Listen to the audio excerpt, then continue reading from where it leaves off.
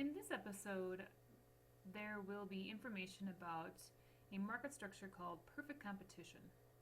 By the end of the screencast, I want you to know the definition of what perfect competition is and some characteristics of a market that is considered to be in perfect competition. So let's get started. So, what is perfect competition? The main thing I want you to know is that in a perfectly competitive market, buyers and sellers, or we can say consumers and producers, are considered price takers. So that's a really key term for you to keep that in mind. So let's try to understand what a price taker is.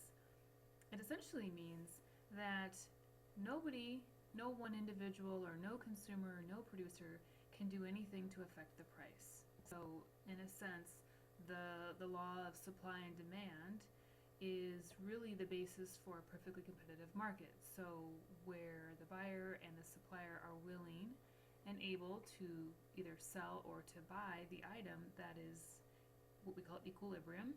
And as you can see from this picture, it's a little bit of a tug of war between the buyers and the sellers, but essentially the price that's agreed upon is the price that the market will go for. So in a sense, no one individual can control the price of this market. There are two main characteristics for a perfectly competitive market in order for it to exist. The first one, let's take a look at, and that's this idea that there are numerous sellers, meaning there are dozens or hundreds or even thousands of sellers. So in this example that I have here, you'll see apples. Apples, or any really type of agriculture, we classify as perfectly competitive because there are so many sellers that are in this marketplace. And that because there are so many sellers, not one seller in particular will have very large market share. And because there's not really one seller that will have a lot of market share, you're going to find that they won't have control over the price. And so remember the idea that in a perfectly competitive market, sellers and consumers are price takers. The other thing to keep in mind is this idea that the products in a perfectly competitive market are very standardized. Not unique, but standardized. So that means they look the same. They, in this case for apples, they probably taste very similar. But in a sense, it will be a very common and very similar product that's being offered by all of the sellers. Now, it may look identical. It doesn't necessarily have to be identical. It's just that the consumers may think that it is. And so, for instance, in the apple market, you're going to find lots of different varieties of apples. We know that. Granny Smith, the Honeycrisp, and so on and so forth. But essentially, at the end of the day, an apple is an apple. Now, there are other characteristics that help to put some definition around what a perfectly competitive market is, but these don't always have to exist. The first one is that there's free entry and exit to the marketplace. That means it's very easy for somebody to open up shop and create a new business. So let's take the apple example. You'll find that, if you want to open up an apple business, you want to go to the farmer's market, you can do that quite easily. You would need apples, you would need a stand, you probably need a permit, but aside from that, it would be very easy for you to get into that market. The other element is that there needs to be perfect information, and perfect information means that you know the price of the apples, you know the quality of the apples, you know how to produce these apples, and that information is not difficult to inquire or to find out about.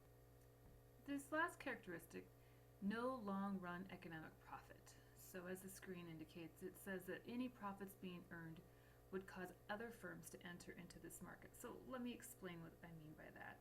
So it's kind of a confusing term. So economic profit, what is it? It is the money that's earned above the firm's costs. And that's different from an accounting profit. And I'm not going to get into any detail on that, but hear me out.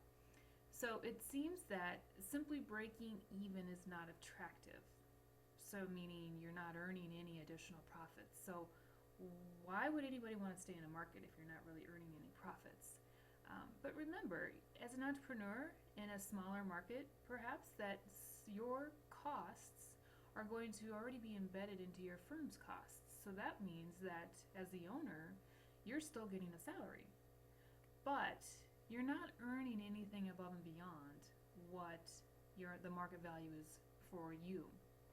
So in the short run, firms can earn these abnormal profits, but it will attract other firms to enter the market, which then reduces the profit back to zero in the long run. So in a sense, if there is any extra profits, more companies will be attracted to that, because remember, businesses are incentivized by profit. But as more companies enter in that market, they're going to start eating away at that profit, which then brings the profit down to nothing for that market, and then therefore there's no incentive to enter this market. So that concludes this episode for Perfect Competition.